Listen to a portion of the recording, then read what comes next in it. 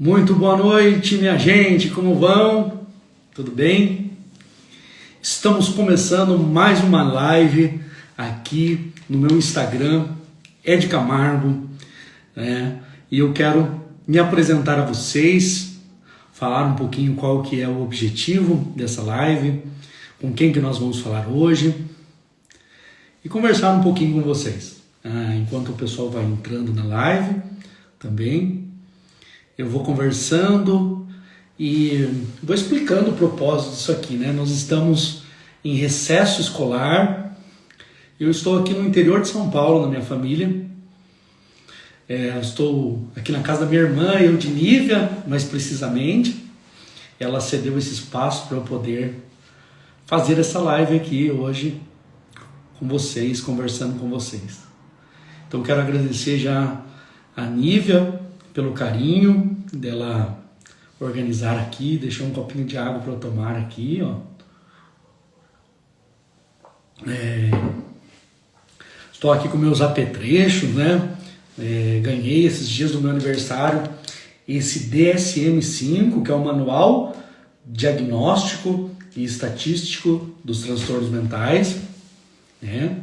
Estou aqui com esse instrumento, né, que os psicólogos usam, né, para conversar com as pessoas. Eu ainda não sou psicólogo, sou apenas um estudante de psicologia. Eu sou mesmo professor de filosofia do estado do Paraná, mas estou no 6º período de psicologia lá da Faculdade Santana. E eu gosto de conversar com as pessoas que sabem mais do que eu, de que já estão mais à frente, né? De que aprenderam, de que tem uma prática clínica já mais elaborada, né? E por gostar muito de aprender, eu me proponho a dialogar, a fazer lives com esses professores, né? Esses dias atrás, nós fizemos uma super live com a professora da Faculdade de Santana, Andressa, sobre os adolescentes. E foi um sucesso, muita gente conversou comigo depois, tive um ótimo feedback. Agradeço muito a professora Andressa por aquele momento. Fiz também uma live com o João Leandro, que é o meu amigo aqui de Botucatu, ele é farmacêutico, né? E fez um esclarecimento muito legal sobre a questão da alimentação saudável, né? A alimentação saudável e a questão psicológica do indivíduo, né? O João Leandro fez essa abordagem pra gente. Então, eu tenho feito sempre que eu posso. Às vezes não dá tempo de fazer por conta da correria do dia a dia, de estar estudando e dando aula. Mas sempre que eu posso, eu entro fazer. Tá bom?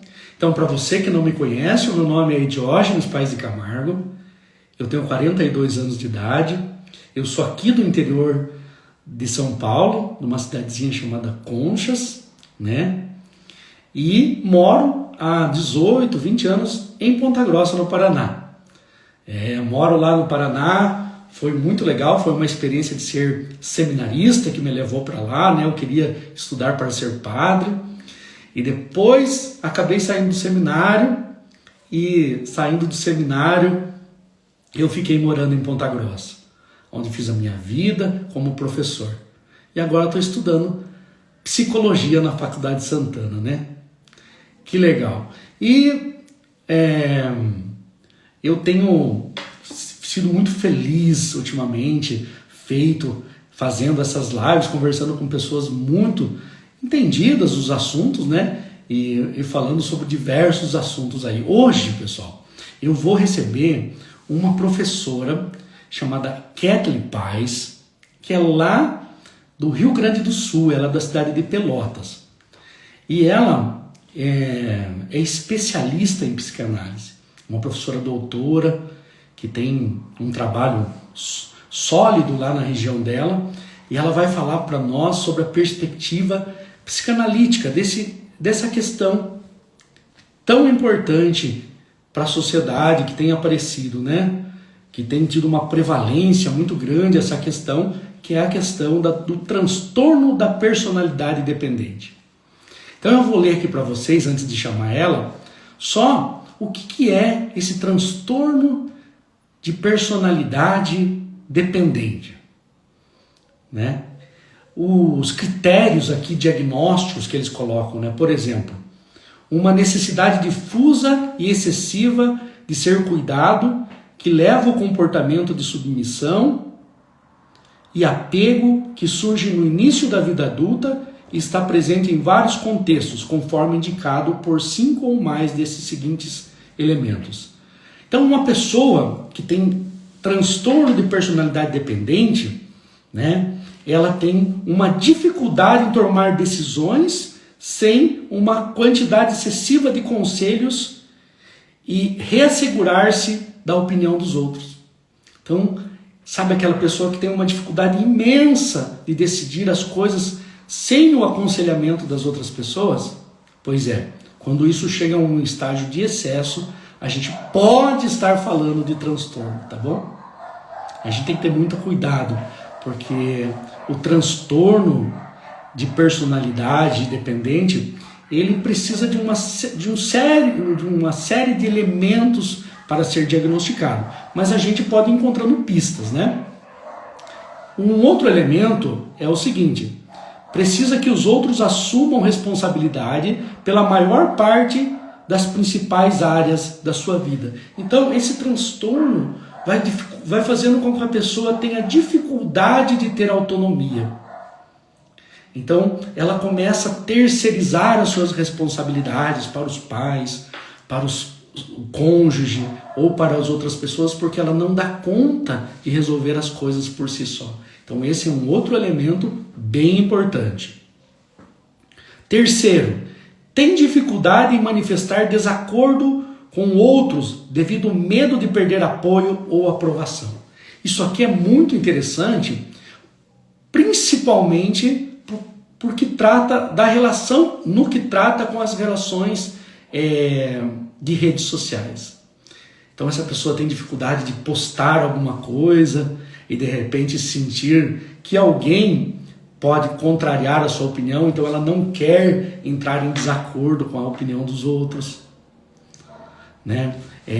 Ela depende muito de que as pessoas aprovem aquilo que ela está dizendo. Então esse também é um sinalzinho de alerta para nós aí. Vamos ver mais um? Apresenta dificuldade em iniciar projetos ou fazer coisas por conta própria, devido mais à falta de autoconfiança no seu julgamento, em suas capacidades, do que a falta de motivação e energia. Então, assim, todo mundo vê que ela é capaz. É aquela pessoa que todo mundo vê que ela tem potencial para fazer, mas ela mesma não acredita nela. Conhece pessoas assim?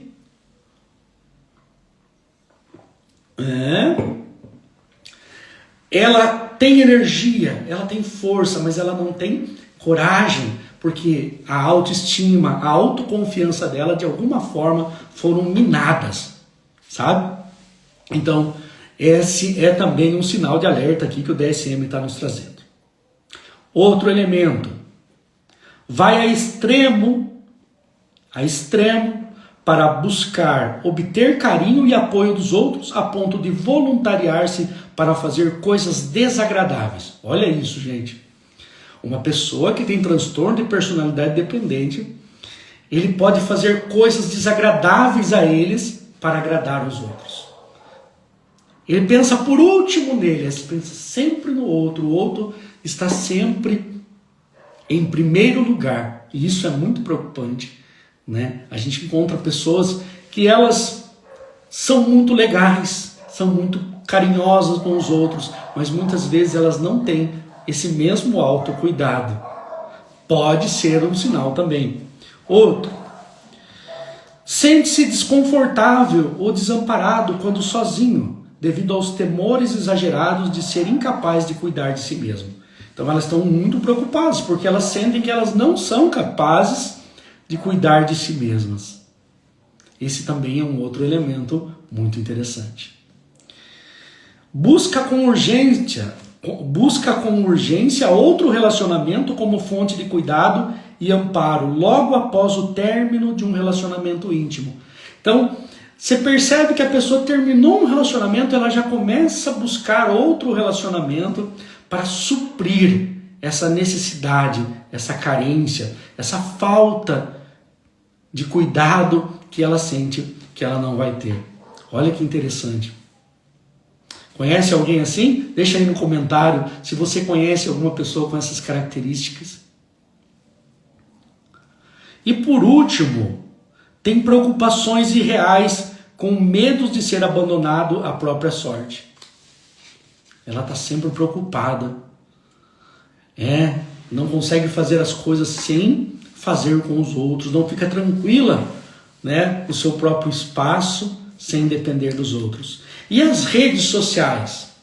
Como que as redes sociais, elas podem, que é o grande tema da live hoje, que nós vamos conversar com a Kathleen, como que as redes sociais, elas podem aumentar ainda mais, amplificar ainda mais esse sentimento, esse vazio, essa preocupação de ter sempre que ter alguém.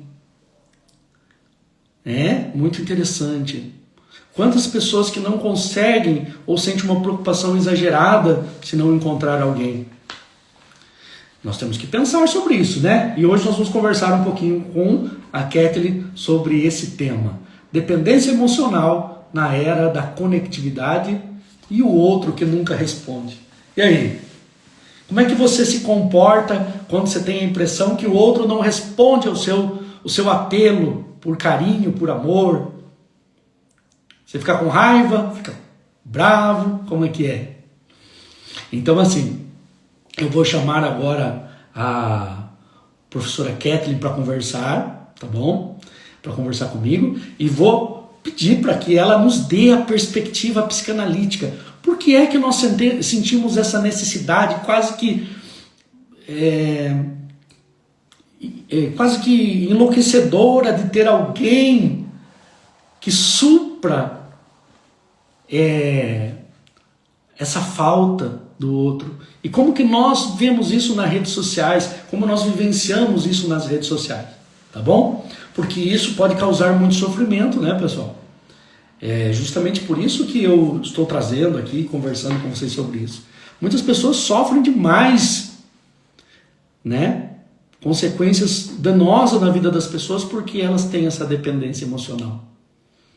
Sofrem demais. Olha lá, um aluno meu, não me dão carinho não, professor. Tá vendo, Jota? Temos que ver de repente se você não tá com essas questões aqui, tá bom? Então vamos lá, vamos conversar com ela. Se vocês tiverem algumas perguntas para fazer também, vai ser muito bem-vindo, tá bom, pessoal?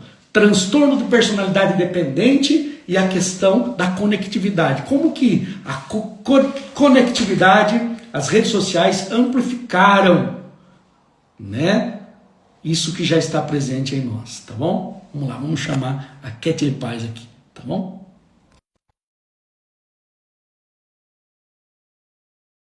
Ela deve estar entrando.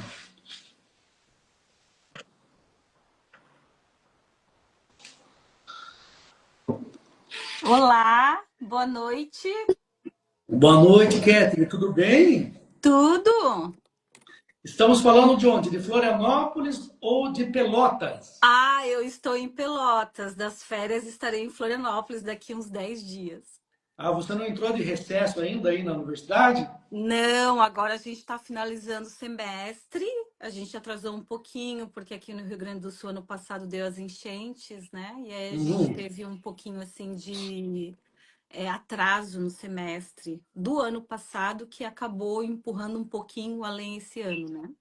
Mas me Mas diga já uma coisa, estamos as coisas estão finalizando. mais calmas nesse sentido aí, a população, o que que você sente? Aproveita e fala pra gente sobre. Sim, não, aqui já está retomando, já desde o final do ano passado, já o ritmo normal, o verão foi bem sem chuva, seco, o que ajudou bastante, assim, as águas, né, drenarem dos solos. Ainda, os especialistas dizem que não chegou a 100% de drenagem dos solos, ainda se sofre um pouco de encharcamento do ano passado, que foi um fenômeno extremo. Mais de 50 anos não chovia um volume tão grande em pouco tempo. Mas, assim, as pessoas estão retomando já desde o ano passado, então já está se normalizando, sim. Que bom, fico muito feliz. O povo gaúcho sofreu muito com tudo isso e tem a Sofreu. nossa solidariedade aqui. Eu estou falando do interior de São Paulo, como eu te falei, a minha família é daqui. É, Mas vamos lá. Vamos falar um pouquinho rapidamente, ou introdutoriamente, sobre a Kathleen. Eu quero que você se apresente aqui para o meu público, o meu povo que me acompanha aqui nas minhas redes sociais. Quem é a Kathleen e como que você chegou aí à psicanálise, tá bom? Tá certo, então, boa noite a todos e todas.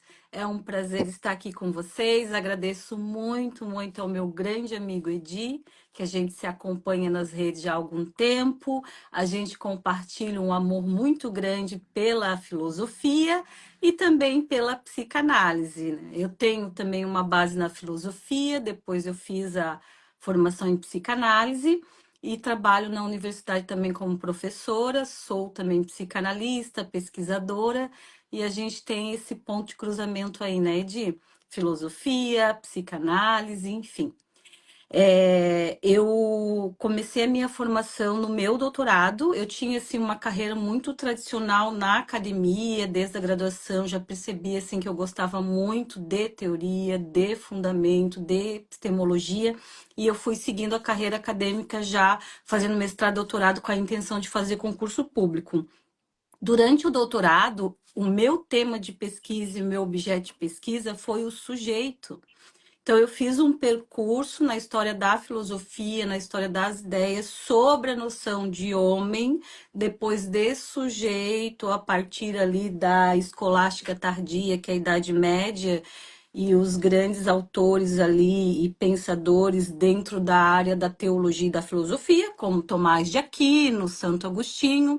Santo Agostinho primeiro com o platonismo, depois São Tomás de Aquino no final da Idade Média com Aristóteles retomando, e também é um grande fator de inspiração ali para o filósofo René Descartes. Depois, para ele teorizar o cogito, né, ergo sum, ou seja, penso logo existo, que daí a maioria das pessoas já tem esse conhecimento, né, que é uma frase bastante popular. Então, assim, Kathleen, você falando assim da filosofia, fico muito feliz, inclusive, porque eu tenho muitos alunos que estão acompanhando agora e os que não estão acompanhando agora, ex-alunos, que eu dou aula de filosofia no ensino médio. Então, esses nomes filosóficos que você acabou de citar, para eles vai fazer algum sentido, tá? Então, você falou aí do Descartes, do sujeito cartesiano, né? Esse Isso, do sujeito que cartesiano. pensa, que é racional, mas parece que Isso, existem alguns elementos que não são muito racionais em nós, não é? é isso mesmo. Isso aí. Eu fui fazendo esse percurso e eu cheguei na década de 60 no pensamento francês, que tem uma série de filósofos que recuperam o pensamento dos alemães, inclusive de Freud, e aí se começa, e também o Nietzsche na Alemanha, e começa-se a pensar então a noção de sujeito, e aí eu cheguei no sujeito lacaniano. Desde Freud se faz um descentramento da razão. E aí se tem a noção de inconsciente para pensar um saber não sabido, porque o inconsciente, como o próprio nome já indica, não está na nossa consciência, não está na ordem da nossa racionalidade, na Então, ordem assim, do a pensamento. dependência emocional é como um transtorno, né? Me parece que ela está nessa ordem do não sabido, Do do não não saber. entendido, do não explicado. Por que que eu preciso? Não é um pouco isso? É, é um pouco isso, sim, para a gente pensar hoje, né, a atualidade disso que a gente vivencia, que é as redes sociais. O que são as redes sociais? Não deixa de também ser um espelho do olhar do outro.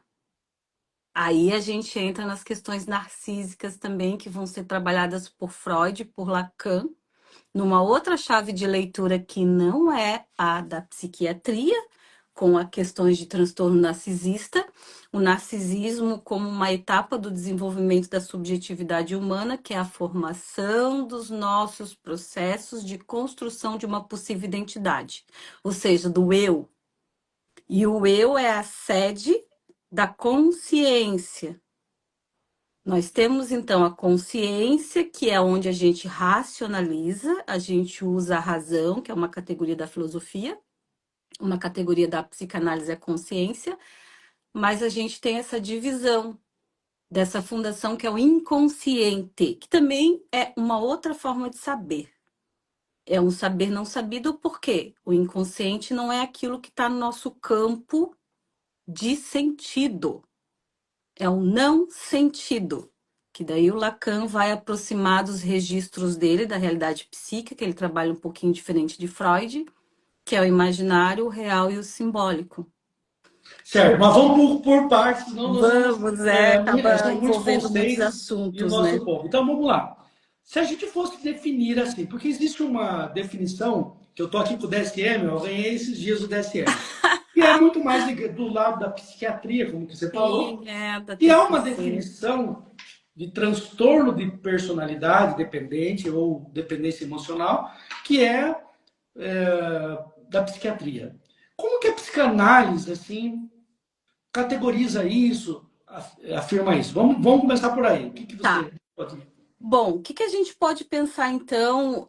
A dependência emocional não seria então assim um conceito ou uma categoria da psicanálise, mas eu posso falar dela pelo viés da psicanálise, pensando na questão de como que o sujeito advém e como que ele se torna desejante, né? Porque para a psicanálise é um pouco assim a via de essa dependência emocional. A psicanálise vai olhar um pouco de que desde o nosso nascimento, quando a gente é bebê, a gente nasce muito fusionado com o cuidador, né? A figura de cuidado que geralmente é a mãe, mas não necessariamente, porque é uma função, a figura de cuidado.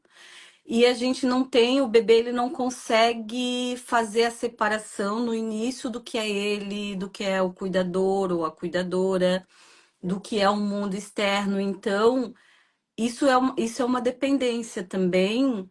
E depois, no processo edípico, a inserção do terceiro elemento, que seria a lei do pai, seria o pai ou o trabalho do cuidador, ou alguma coisa que o cuidador se dedica além do bebê, gera um estado para o bebê que ele começa a se dar conta de que ele não é completo, de que esse outro não é completo, de que existe uma falta estrutural aí.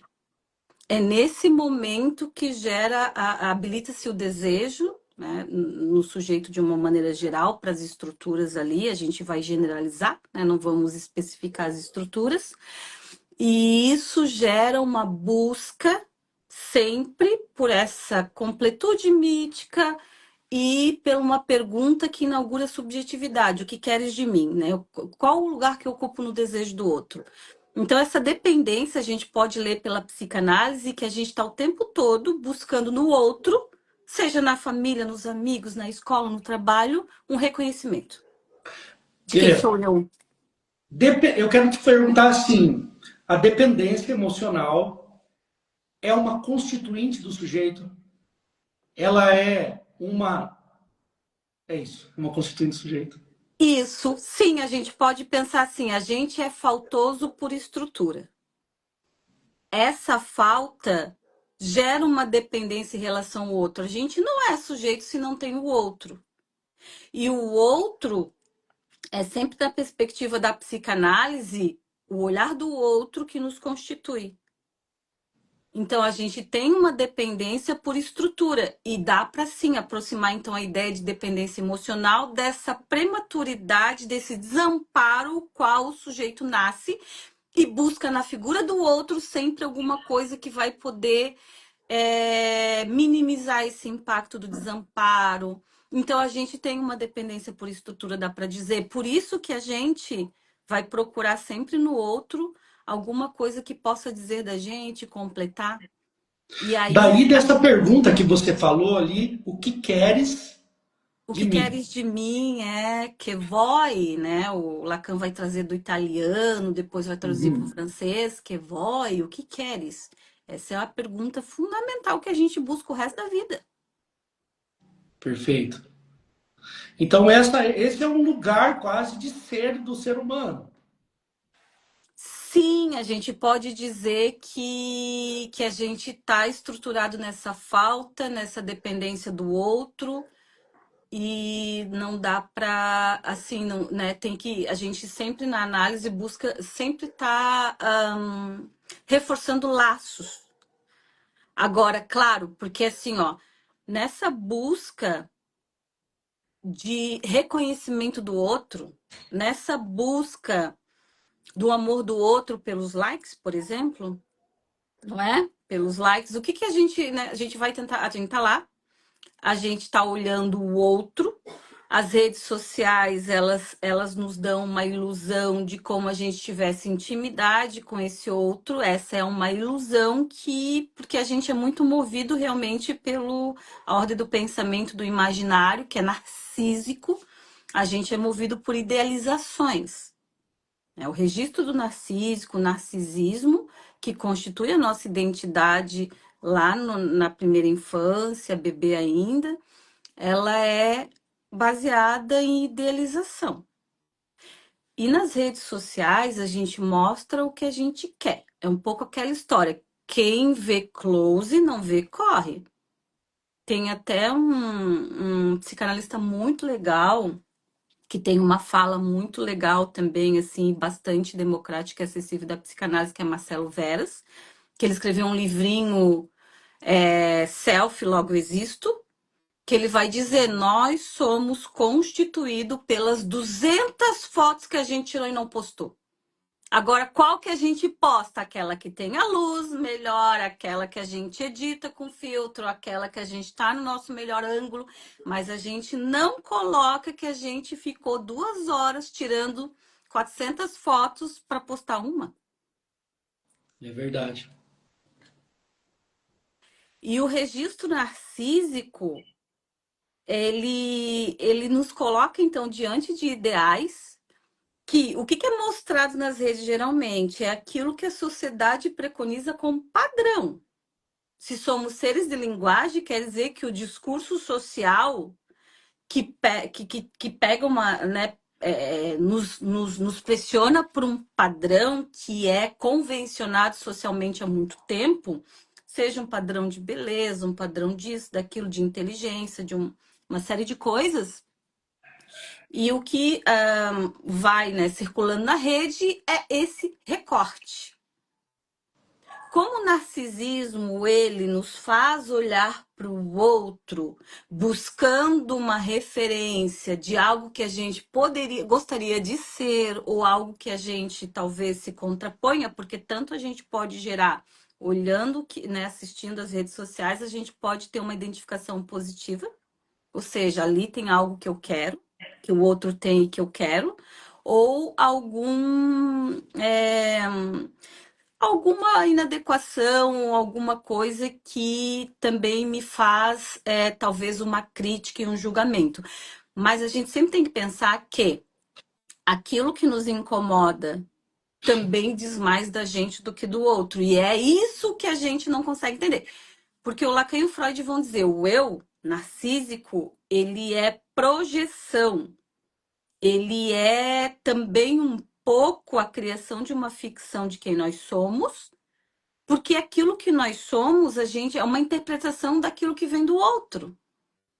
A gente acha que é a gente que diz que eu gosto de rosa, que eu gosto disso, que eu gosto daquilo e tal, eu gosto desses autores aqui, como se realmente eu pudesse dizer que eu decido sobre isso racionalmente. Não é por aí. Para a psicanálise, o racional ele tá atrelado ao inconsciente. E o inconsciente produz uma certa determinação, que não é um determinismo, mas uma certa determinação naquilo que eu acho que é o meu gosto, que é a minha escolha. Entendi. Que interessante, né? As representações sociais, E isso, as né? Representações representações sociais. sociais. Eu tenho interesse, sabe, Kathleen, por isso até que eu estou te chamando, porque no meu TCC eu tenho interesse de fazer um estudo. E por que que eu tenho esse interesse? Porque eu tenho percebido que as pessoas vêm conversar comigo e esse tema da dependência emocional ele é recorrente. Então, assim, eu tenho vontade de fazer um estudo que seja as dimensões neuropsicológica da dependência emocional, as dimensões. Falar um psicólogo. Boa noite, meu querido Boa Cássio. noite. Uhum. A dependência, a questão do amor e a sua representação. Muito Porque, bom. como você disse, nós tentamos, como que um espelho, quando a gente assiste um filme, por exemplo. Isso. Há esse tempo atrás estava em moda esse filme e um livro, uma literatura erótica, que era 50 Tons de Cinzas, por exemplo, que era uma representação, que ao meu ver, a meu juízo, muito mal elaborado, inclusive, sobre como nós devemos fazer sexo. Sim. Então, esses espelhamentos, né, sociais, por filme, por novela, por redes sociais também, vão nos explicando e dando conta de dizer como é que a gente deve amar, né? Sim, isso é legal que tu falas, porque olha só, essa dependência emocional também nos pega num ponto disso que é, estruturalmente falando, a constituição, né, do sujeito a partir da psicanálise, que é sempre essa divisão entre inconsciente e consciente, é um sujeito dividido, e no inconsciente está a abertura para o desejo, e o desejo não tem objeto específico, por isso a gente está sempre buscando alguma coisa a mais. E quando a gente chega a atingir algum objetivo, não é bem isso e a gente continua em movimento. Aliás, isso é bem importante porque desejo é vida, né? A psicanálise vai falar de duas mortes, simbólica e orgânica. A morte simbólica, ela é muito dolorida, porque a morte simbólica pode ser um caso extremo de uma depressão, por exemplo, de uma depressão. E hoje, a pressão das redes sociais por desempenho, por performance, por atingir um ideal, uma perfeição construída que não existe na realidade, ela nos pressiona muito porque a gente demora também para fazer a crítica ao que a gente está vendo. Num primeiro momento, a nossa estrutura psíquica, que é muito fortemente baseada em imagem, no sentido de que esse espelho dessa tela, né? Porque o Narciso é um mito que Freud recupera né, do grego antigo, qual o nome do. Tu lembras? O nome do autor que é. Sísifo. Ah, Não, não. o autor do. Não, tá, eu não vou lembrar, mas é um mito antigo grego do Narciso, que ele era uma figura belíssima Ah, o e muito. Sóstenes, não era? Isso, Sóstenes. Sofóclis. Sófocles, desculpa. Ah, mas eu acho que o Sófocles é o mito do Édipo. Mas Ah, o enfim, Sófocles é do Édipo, não é é? verdade. É verdade. Aí a gente também vai, é muita coisa para lembrar, né? É Para verdade. ter esse detalhe, mas ok. O mito é de uma figura belíssima que as ninfas se apaixonam por ele e ele não corresponde. Elas vão, né, assim, adoecendo, enfim, sofrendo bastante.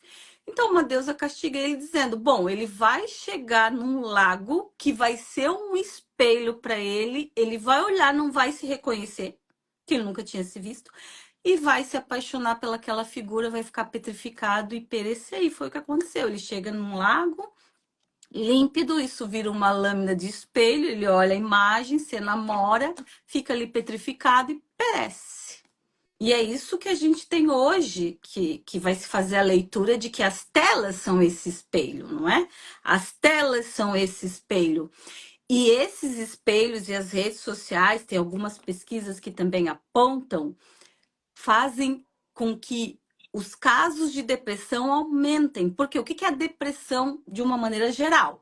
Tem muito a ver com o desencontro entre o ideal que eu projeto de mim, que é sempre permeado pela opinião dos outros, pelo que os outros dizem de mim, e o choque da realidade. Então, uma idealização contra a realidade. Tem uma inadequação aí que narcisicamente dá uma ferida, a ferida narcísica. E a gente reage deprimindo, a gente reage com agressividade, a gente reage de alguma forma que às vezes não é boa nem pra gente nem para os outros. Só que o adoecimento tem sido muito, muito mais frequente na atualidade, com essa que a gente está sempre cercado das imagens, né, de uma certa perfeição e performance, e as pessoas têm adoecido muito mais. Por quê? Porque a depressão é o desencontro entre o ideal e a realidade. E aí, às Não, vezes, a gente não dá conta, né? Não dá conta e não. perde um pouco o sentido, sabe? A grande questão de perder o sentido é, veja como o desejo ali, o que te movimenta para querer alguma coisa a mais na vida, meio que fica assim, sem se perder o sentido, dá uma paralisada. Até porque eu acho que nesse sentido, o desejo, o seu desejo como sujeito, acaba se perdendo em meio aos desejos representados. Eu não sei mais o Perfeito. que eu quero. Isso é o Inclusive na desejo. análise, pelo menos na análise que eu faço, que o meu analista tal, ele insiste na ideia de, mas o que você quer? E é difícil, E é né? É difícil uma de você pergunta detectar. difícil. Perguntas difíceis. Quem é você? E outra, o que você quer, o que você deseja? Porque o meu desejo, às vezes, está tão misturado naquilo que os outros desejam, É que os isso. outros querem, né? Que eu já nem sei mais se esse é realmente o meu desejo. É isso aí. Tanto que assim, ó, a gente nasce, é isso que é uma questão assim da psicanálise, que a gente nasce já nessa dependência do desejo do outro. Porque qual é a nossa primeira pergunta? Quem eu sou no teu desejo, afinal de contas? Porque o que é o narcisismo? A criança nasce numa condição que Freud vai dizer que é autoerótica. A gente tem um corpo ali que circula uma libido. E a gente, num primeiro momento do cuidado, o que é o cuidado? O cuidado é alimentar, limpar a criança, fazer circular o carinho naquele corpinho. E isso vai falando de amor. A psicanálise, ela é uma teoria, também uma prática clínica que é sobre o amor. Não é à toa que o Freud vai falar amor de transferência e o Lacan dedica completamente o seminário 8 ao banquete de Platão, que vai falar de Eros, e Eros é amor, a paixão é o que eu não, é o que falta, né? Eu quero aquilo que me falta. E é isso que a gente vai buscar. E aí Lacan vai fazer o seminário da transferência toda em cima do banquete de Platão. Então a gente busca o amor. Essa coisa assim do desamparo, da dependência, da busca de reconhecimento por essa pergunta o que queres de mim, é uma pergunta que diz eu sou amado. É isso que a gente busca o tempo todo. Sou amado, se não tenho like, não sou amado. Não Nossa. sou querido, não sou reconhecido. É uma coisa que a gente nem sempre a gente está no campo do sentido da razão pensando nisso. Mas por que eu estou sentindo isso? A gente quase não se pergunta e a gente deveria perguntar mais. Por que eu estou sentindo isso? A teoria vai dizer, a gente não teve o like, a gente não. Ou então aquela coisa assim, olha só o que a rede social gera e a internet de uma maneira geral, essa coisa do WhatsApp, de tá, eu mandei uma mensagem, eu mandei no direct, eu mandei no WhatsApp, poxa, a pessoa visualizou, não respondeu. Agora tem até aquele de não mostrar se a pessoa viu ou não, né? Daí as pessoas nunca sabem se viram ou se não. Por que gera ansiedade? Porque a gente leva para o lado de que a gente. Ó, o que é o narcisismo, né? É da gente se dar tanta importância que a gente acha que as pessoas estão o tempo todo É verdade. negligenciando a gente. Porque, gente, para negligenciar, a pessoa tem que pensar em você, inclusive. É E verdade. você toma isso, né? Não, olha só, né? As pessoas elas têm tempo de ignorar a minha mensagem, né? Porque querem. Então, assim, eu não tenho, né? A gente se tira valor em função disso, mas isso sempre é uma questão de amor. Sempre tá ali colocada a questão do amor. É, gente é amado, não, né? No final a gente sempre quer ser amado. Tem uma pergunta aqui que eu coloquei, Tá. que é assim: o que leva alguém a se prender emocionalmente em relações virtuais? Nós estamos percebendo que as pessoas estão se relacionando muito mais virtualmente. Você percebe que que as pessoas estão relacionando mais virtualmente, porque isso facilita essa interação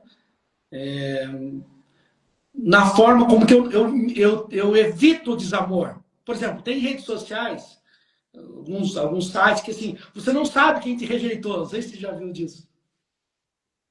Você não sabe quem é que está te rejeitando. Então, isso talvez. Bom, eu fiz uma pergunta que eu mesmo meio que respondi, mas eu acho que é por aí, não é? Sim, Medo da porque rejeição. é. Sabes que assim, ó, quando tu colocas, sim, a resposta é esse caminho que tu já colocou, é porque é mais fácil. O que que a gente está perdendo que a gente observa nas novas gerações? Inclusive, a gente pode linkar a resposta dessa pergunta, que tu já até iniciou um ensaio de resposta, com a questão de se sentir só, com a questão da solidão. A gente está no. Olha só o paradoxo. A gente está numa hiperconectividade, ou seja, milhões de pessoas conectadas no planeta, e as pesquisas mais recentes no norte geográfico, que é, né, assim, geopoliticamente falando, é o centro do conhecimento e geração de conhecimento e pesquisa, aponta que nunca as pessoas se sentiram tão sozinhas.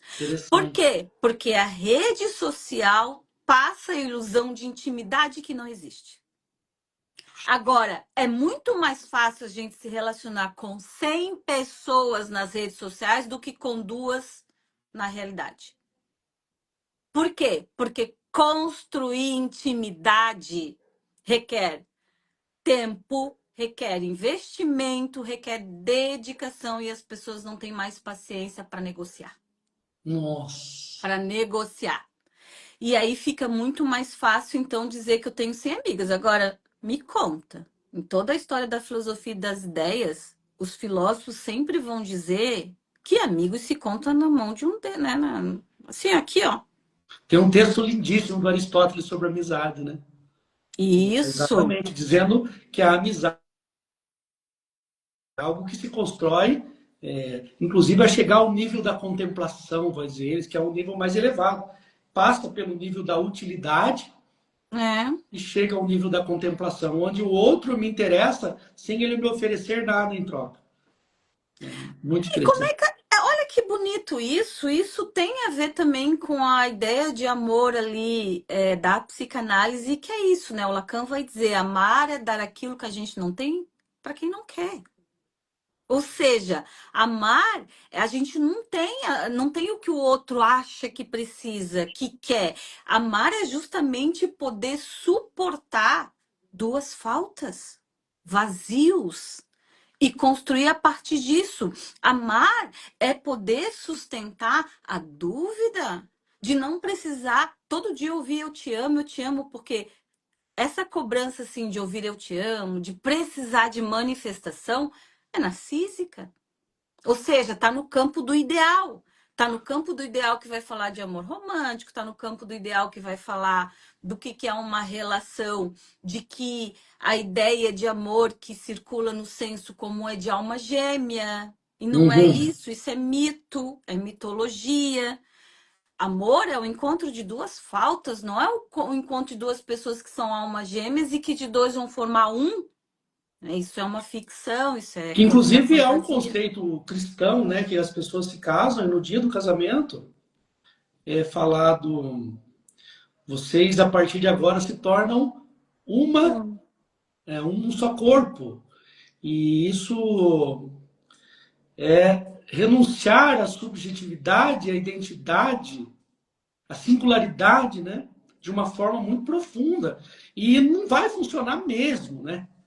Não, não vai funcionar. O que vai gerar, talvez, aí sim, no DSM, tu deve ter um monte de coisa que talvez nos ajude a olhar as patologias, né? Vai gerar relação abusiva, vai gerar, talvez, essa, né, esse narcisista que realmente aparece aí no DSM ou na psiquiatria, não é meu Relações campo de expertise. obsessivas. Isso, não é meu campo de expertise, né? Então, Sim. tu me ajuda aí. Mas é isso, vai gerar exatamente relações que não são saudáveis, relações que não respeita a alteridade, a diferença, porque nós somos muito constituídos a partir de uma alteridade muito radical. E de que essa alteridade, ela não é clara pra gente, ela tá dentro do campo ali do não sabido, do não sabido. E a gente vai tentando como pode, né, buscar sentido para a vida. Só que o amor, na simbiose, no fazer um corpo, um sol, uma cabeça, não, ele te desloca daquilo que é vital, segundo a psicanálise, que não te permite desejar. Não te permite desejar. Qual é, assim, uma das maiores causas de angústia na gente é essa busca de saber, porque a gente sempre quer um lugar no desejo do outro, e aí no fim a gente fica buscando o desejo do outro. Que qual é o desejo do outro? E às vezes alguém que na tua infância falou, um pai, uma mãe, ou alguém que tu, né, gostas, que é importante para ti como figura de cuidado e autoridade, que o sonho, sei lá, era a pessoa ser artista, ou ser um cantor, ou ser um médico, ou ser um engenheiro, ou ser um filósofo, e de repente, quando vê a pessoa tá indo em busca de uma coisa que ela não quer, mas que ela se sente inconscientemente como se fosse obrigada. E isso também é base, né? Esse desconhecimento, essa coisa que a gente vai buscando sem saber, é base da dependência emocional. Isso nos coloca Olha, dependente hoje eu emocionalmente. estou aqui visitando a minha família, né? E saí para comprar um presente. Encontrei uma velha amiga, não sei inclusive se ela não estava na live, eu que ela entrou, uma amiga minha, e ela me contou uma coisa de um parente dela, idosa, e ela disse assim, ela gostava muito de cantar, mas um dia ela cantou quando ela era criança. Essa senhora está com uns 70, 80 anos hoje. Ela cantou quando ela era criança e alguém disse para ela que ela não sabia cantar. E ela nunca mais cantou. Olha, ela passou uma vida atendendo o desejo de alguém que falou para ela que ela não deveria cantar. É isso. E agora que ela está num estágio de degeneração, né, das suas capacidades e faculdades, ela começou a se permitir a cantar. História linda. Ela Linda. falou e eu fiquei pensando, falei, como que alguém disse que eu não canto e eu nunca mais canto? E essas dependências emocionais, né, que É nós estamos isso. tratando aqui, é um pai que me disse que eu não deveria fazer e eu nunca mais dancei, eu nunca mais cantei, eu nunca mais Isso. saí. É uma dependência, não é, Kelly? É uma dependência. É um É marido que diz para mim que eu não devo me vestir assim, que eu não devo ir nesse isso. lugar, que eu não devo fazer uma faculdade porque eu tenho que ficar em casa. É um Isso. namorado que me castra e que diz assim: Ah, não, sim. você não deve postar isso, não deve postar aquilo. Elas vão assumindo tantas formas, essas dependências, né? Bom, Que, que realmente é um aprisionamento, né? É um sofrimento psíquico muito grande, né? isso é um aprisionamento, é um sofrimento psíquico, é um aprisionamento do desejo. Desejo é vida que pulsa. É um sofrimento psíquico muito, muito grande. E veja, ela levou mais de 70 anos para se permitir não cumprir um desejo do outro, quer dizer, passar uma vida inteira de sofrimento, de renúncia, o quanto que ela pagou por isso, né? Caro por isso, porque a gente paga por qualquer coisa. Se a gente decide ou acha que não decide, não decidiu, a gente paga do mesmo jeito, uma decisão é uma decisão. E a gente vai se virando na vida como pode, né? Como pode, tem gente que se vira bem, tem gente que não tanto, e uma vida de sofrimento, olha, é penoso, é penoso. Então, queria dar só um minutinho para você tomar uma aguinha e falar assim com o meu povo aqui. Pessoal, nós Tá. estamos tratando aqui dessa questão do transtorno de personalidade dependente, que é um sofrimento que nós estamos vendo, que as pessoas têm, muitos prejuízos na vida prática das pessoas. Você imagine uma pessoa aí, de repente você que trabalha e que tem que atender a demanda de todos os clientes que chegam. Então, até Para trabalhar, você é atrapalhado, porque você não sabe cobrar as pessoas. Porque você vai cobrar uma pessoa, você pensa, ah, essa pessoa vai ficar chateada comigo, mesmo você Isso. estando no direito de você cobrar, sendo um empresário de repente. É disso que nós estamos falando aqui hoje com a Kathleen. E quantas vezes essa dependência emocional ela chegou a níveis tão altos, tão agressivos, tão perversos, que não permite que você seja você mesmo com o seu namorado, com a sua namorada, você ser você mesmo como filho, de repente também, como professor, né? Casamentos que estão nessa questão da dependência emocional, em que a pessoa não pode ir na academia, por exemplo. Isso. Eu fui seminarista, não sei se eu te contei, e as pessoas sempre perguntam, eu quero aproveitar esse momentinho aqui para fazer esse Ai, que compartilhamento. ótimo. Eu fui seminarista, né? Quase fui padre, 6 anos no seminário. E as pessoas sempre me perguntam: por que é que você deixou o seminário? E a minha resposta tem sido constantemente a mesma. Porque lá no seminário eles não me permitiam ser eu. Havia um sequestro da minha subjetividade. Nessa relação de alteridade com o seminário, nessa relação institucional, a instituição sobrepunha aos meus desejos. Eu não seria um padre segundo aquilo que eu compreendia nos meus valores éticos, morais, mas eu seria um padre naquilo que eles consideravam que era o correto. Então, assim, como que você vai estabelecer uma relação tão assimétrica dessa forma? E essas relações assimétricas, elas existem justamente por conta da dependência emocional, da idealização do outro, né? Isso. Quando você É começa a isso mesmo. descobrir que você não precisa idealizar esse outro e começa a compreender o seu sujeito que você é, o sujeito que você deixa de estar assujeitado. É esse termo que a gente usa, né? É esse termo mesmo, é isso aí, porque a gente acaba. Essa dependência, ela também tem base, é sustentada pela alienação primordial que o bebê, quando ele abre o espaço ali do desejo, a falta, gera também uma busca de relações objetais. A busca de um objeto de desejo que me complete. Então, essa alienação, é, ela acaba nos levando em direção a gente se manter alheio ao nosso desejo em cumprimento realmente de uma ordem externa, seja de paz, seja, enfim, né, da escola, do trabalho, enfim. Eu acho que Kétia, a como gente que deu a uma gente pode. travada, né? Oi? Travou ou estamos ok Não, tá indo. aqui? Só estou preocupado é o seguinte, Kathleen, que nós temos 1 hora. Se cair, eu entro novamente, tá bom? Tá, tá, Tá tá. bem? Às vezes Uhum. pode cair, porque eu não sei quanto tempo que a live dura, não sei se é 1 hora ou 1 hora e meia. Mas vamos lá. A Tá. questão, Kathleen, que eu gostaria que você comentasse um pouquinho, é assim, como é que nós podemos estabelecer uma relação mais saudável com as redes sociais e também mais saudável com as pessoas, de forma geral, na vida presente mesmo, presencial.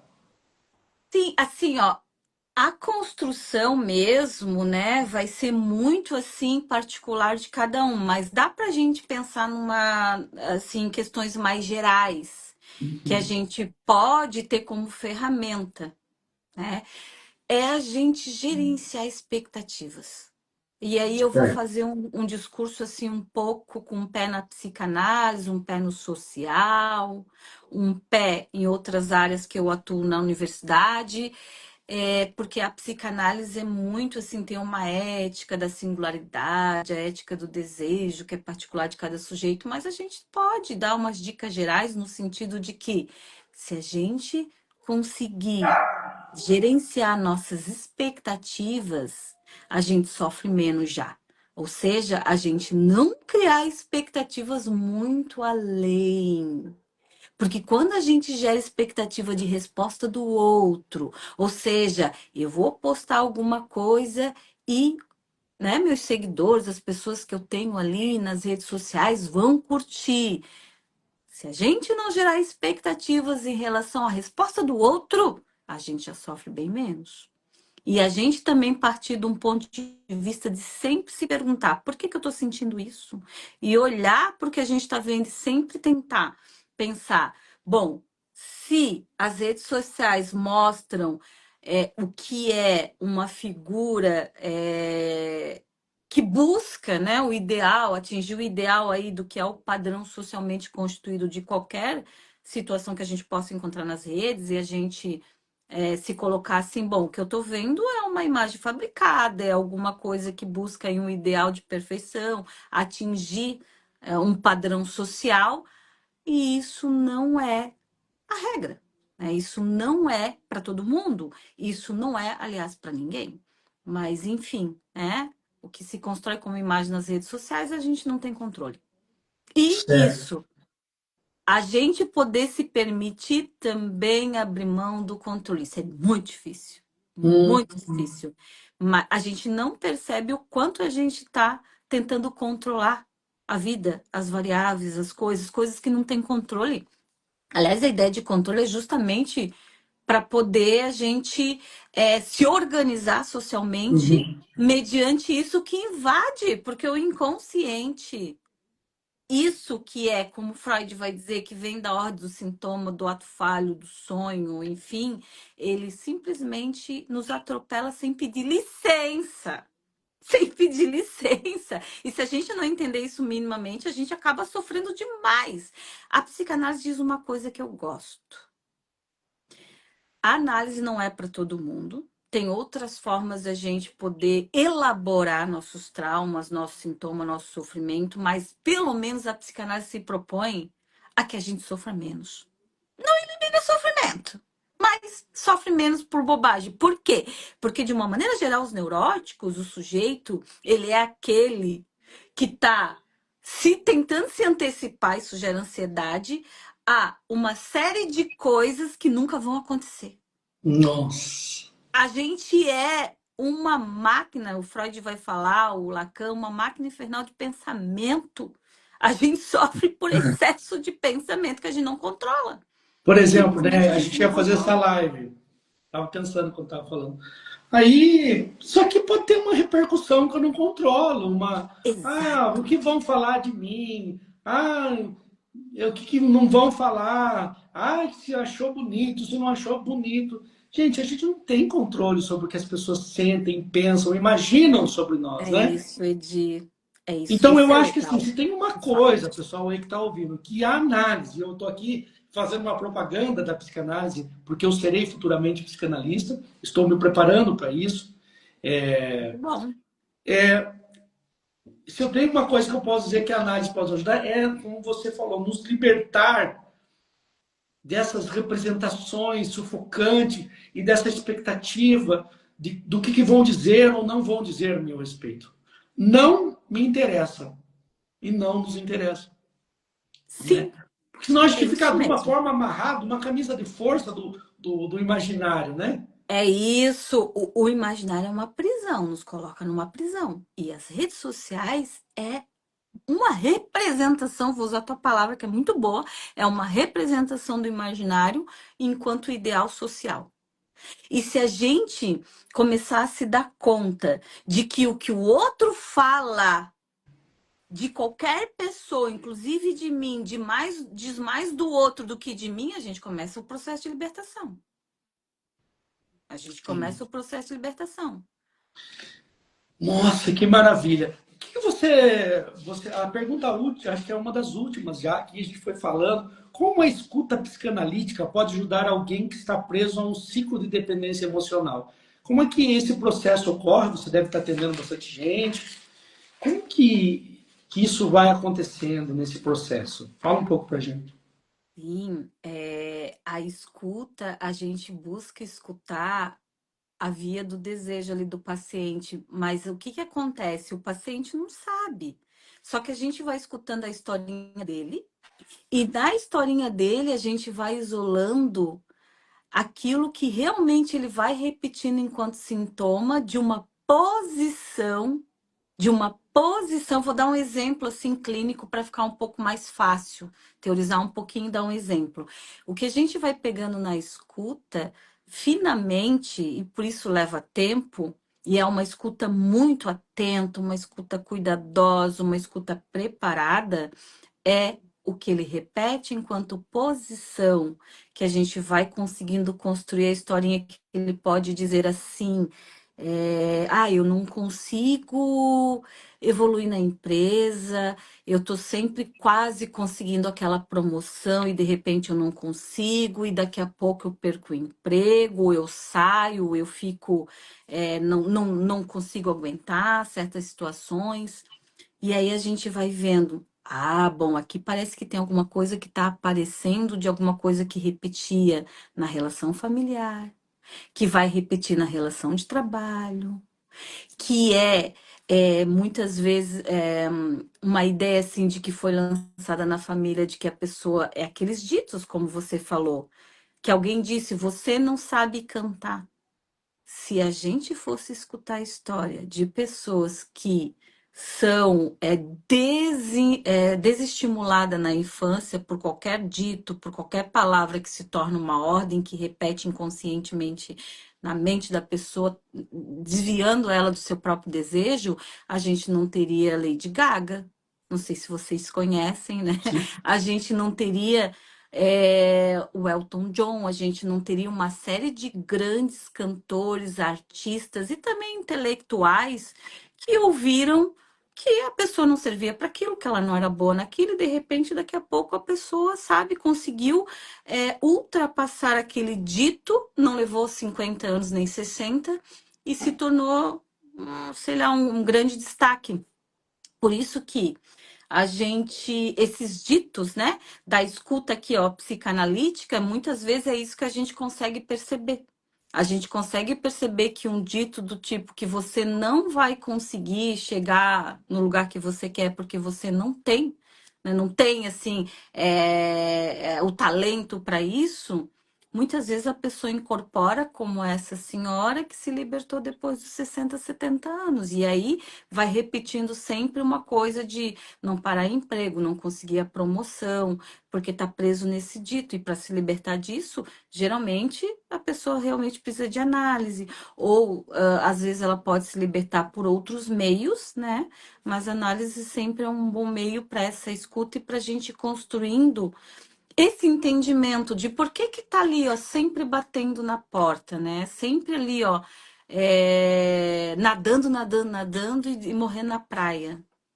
Eu acho que a É, escuta ajuda a eu acho que veicular isso. sim, as pessoas parecem ter necessidade de ouvir as opiniões. Se tem uma coisa forte nesse transtorno de personalidade que foi enfático aqui A em tudo que eu estava dependência. lendo, é a necessidade de ouvir uma outra voz, né, Sim, de que alguém não que seja diga o que dela. você deve fazer. A pessoa dependente, ela sempre quer ouvir, tá, mas o que que eu faço? Tem Inclusive hora do que o paciente psicanalista, né? pergunta pra gente, o que que eu faço? O que que a gente vai dizer? Bom, né? O papel da gente não é dizer o que você faz, o papel da gente é construir um entendimento de por que você não faz, por que você repete, né? Exatamente. Inclusive ela vai, né, como você acabou de dizer, perguntar ao psicólogo, ao psicanalista, ao padre, ao pastor, Isso, exato, a o que ela deve cartomante. fazer.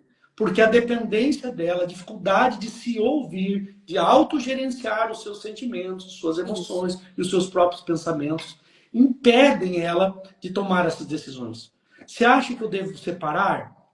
Você acha isso. que eu devo ou não ficar com essa pessoa? Né? Então, esse tipo de pergunta começa a ficar recorrente. Muito bem. Kathleen, acho que estamos chegando ao final. Tem alguma coisa que eu não perguntei, que eu devia ter perguntado, que eu acabei esquecendo, porque a live ela tem uma dinâmica própria que vai assumindo aqui enquanto a gente vai conversando, os pensamentos vão que você gostaria de dizer. Eu acho muito legal, assim, porque tu trazes também, né? Tu trouxes assim no final, quando a gente vai falando que a gente não tem controle, a própria live é um exemplo de como a gente funciona. A gente até se prepara um pouco, conversa, troca umas ideias, mas flui de uma maneira que a gente nem sempre espera, né? Eu Sim. diria o seguinte, para encerrar, eu pego essa tua última fala disso, de que as pessoas com dependência, e é muito recorrente, a pessoa sempre querer alguém para dizer o que ela tem que fazer. Na psicanálise, a gente busca devolver essa questão para o paciente, justamente porque é muito importante a gente se responsabilizar. Puxa. Seja pela nossa decisão ou não decisão que dá na mesma, a gente acha que não decidindo e tá tudo bem, não fiz nada. Não, não decidir é decidir, e aí a gente sempre busca essa via de responsabilização do sujeito. Quando o sujeito vai lá no outro perguntar o que devo fazer, ele não está se responsabilizando pelo seu próprio desejo. Porque, embora não se saiba do desejo, a gente pode andar em direção a ele. Que é, bom, eu quero cantar, não importa que digo que eu não canto bem ou que eu nunca vou cantar, eu vou cantar e pronto. Isso é se aproximar do próprio desejo. Isso é se responsabilizar. A gente busca responsabilização. Porque tem uma história que diz assim: tá, tudo bem, a criança foi lá, foi maltratada, ou foi isso, ou foi aquilo, e ela vai sempre se colocar, talvez, como uma vítima, e a gente, quando pede para o outro dizer o que a gente tem que fazer, um pouco a gente se coloca como vítima, e a gente sempre fala: tá bom, tudo bem. Fizeram contigo, tudo bem, mas ainda assim a gente é responsável pelaquilo que fizeram da gente. Porque se a gente não se responsabilizar, e não é se culpar, isso não tem a ver com culpa, pelo contrário, é para tirar culpa, porque culpa opera inconscientemente aí. Né? Uma grande questão do neurótico é se sentir culpado. E muitas vezes as pessoas nem se dão conta que elas estão sofrendo, porque inclusive estão se sentindo culpadas, mas não é. Se responsabilizar é, inclusive, não se sentir culpado e poder ter ação de fazer diferente. Você estava falando, não sei porquê, mas me veio vendo as questões políticas do Brasil, sabe? Porque nós estamos vivendo no Brasil há algum tempo já essa polarização, né? Esquerda, direita, esses grupos políticos que são predominantes, e um grande grupo que escuta essa voz, esse dito, como você diz, que parece que para se movimentar depende dessa orientação, né, do que é o correto politicamente e tudo mais. Então, assim, você compreende que psicanaliticamente essa situação do nosso povo brasileiro também teria alguma ajuda psíquica através da psicanálise?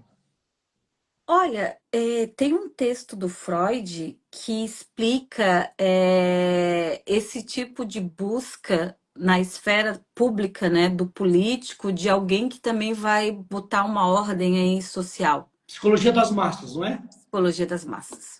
É isso. Sim, existe isso, né? Existe também essa busca na esfera do social. Isso é o populismo também, né? De certa forma, a psicologia das massas vai falar também das questões populistas, assim, de pessoas que tentam se identificar com uma figura, assim, que é Messias, que é o mestre, que é o pai, que é a figura ali que vai dizer, né? Vai dar ordem, enfim, né? Vai fazer aí uma construção social e amparar as pessoas que estão em busca disso, né? De alguém que diga o que a gente tem que fazer. Então, é psicologia das massas e para entender como que esse processo funciona, porque a massa ela acaba formando um grupo e um grupo acaba construindo aí a gente vai falar assim que a massa tem muito também da construção de um narcisismo de grupo. E isso é uma coisa que acaba a massa se tornando, não conseguindo raciocinar, não tendo consciência, sabe? Meio que agindo um pouco assim em função realmente de uma autoridade externa, de algo externo que diz o que tem que ser feito. Na psicologia das Uma massas tem alienação da própria vontade, né? isso, uma Uma alienação da alienação do própria próprio vontade desejo. É coletiva, do isso. desejo, é. Então, assim, minha gente, Quero agradecer a todos que ficaram com a gente, né? Agradecer muito, Kathleen, por você ter tido o desejo de estar aqui, É né? desejo, isso mesmo. Muito É, bom, você até para finalizar, legal. você teve o desejo de estar aqui, eu tive o desejo de te convidar, né, para essa Sim, live. Então, e é muito bom quando a gente está no lugar do nosso desejo, porque daí a gente está feliz, né? é isso aí. A Aqui gente, é o encontro de vários desejos, né? Isso é a base do amor. Tá todo mundo aqui, ó, amor à psicanálise, amor a si, amor ao outro, né? Tá todo mundo aqui, o encontro de vários vazios, vários desejos aqui das pessoas que acompanharam, que eu vi que se manteve ali, né? tem um grupo que se Pessoal que manteve, tem entrou, uns muito mesmo. legal. Eu só tenho a Então, agradecer agradeço a também. todos que se mantiveram. Esse momento de reflexão, né, sobre dependência emocional e sobre esse grande outro que às vezes a gente mira e fica dependente dele. Esse outro pode ser uma pessoa de próximo da nossa família, pode ser uma figura do seu emprego, pode ser uma figura de relacionamentos amorosos, um namorado, pode ser Isso. tantas pessoas que representam isso, né? Pode ser um partido político, então Sim, um time de um futebol. time de futebol, por que não? Inclusive, certas teorias, inclusive, pessoas que são Sim, apaixonadas demasiadamente por uma teoria e aquilo virou o grande amor da vida dela e ela não consegue perceber que existem outros olhares, outras perspectivas. isso. Então, hoje o convite foi para você que participou aí da live, para você que é meu ex-aluno, para você que é meu amigo, sobre para nós refletirmos sobre as nossas dependências e como que nós vamos nos responsabilizar por isso, como disse a Kathleen, né? Como que nós vamos observar a nossa própria vida e falar, não, eu quero escolher aquilo que eu desejo e não o que as pessoas estão desejando por mim. E as redes sociais, elas são, como eu li ali, um amplificador disso, né? São, exatamente. Elas colocam assim na enésima potência, né? As nossas dependências, né? Elas ficam visíveis ali. Parece que foi essa a síntese da nossa conversa. Elas ficam muito mais visíveis ali, né? Isso. Então, ai, eu vou deixar de seguir porque não me respondeu. Ai, o que será que está fazendo? Que não, que visualiza, está online, não me responde. Isso é Isso. um sinal, um sintoma, digamos assim, de que alguma coisa talvez precisa ser melhor observado. O pessoal que está em casa, que quiser conversar com a Kathleen, sigam ela no Instagram dela, sabe? Eu conheci a Kathleen através de um curso que ela deu sobre psicanálise e foi maravilhoso. Os textos foram úteis sobre o Levi-Strauss, né? Foi Uhum. muito importante para mim. E se de repente você quiser aprender mais sobre psicanálise também, ela está sempre postando, né, Kathleen? Sim. Ela tem uma atividade muito constante sobre a psicanálise. Fazem vídeos curtos também para tentar ficar mais didático o pessoal, É. mas também às vezes dá alguns cursos, tá bom? Bom, muito obrigada, hein, amigo. Eu que agradeço, viu? Até a próxima, se Deus Até quiser. mais. Tchau, gente. Tchau, Até a pessoal. próxima.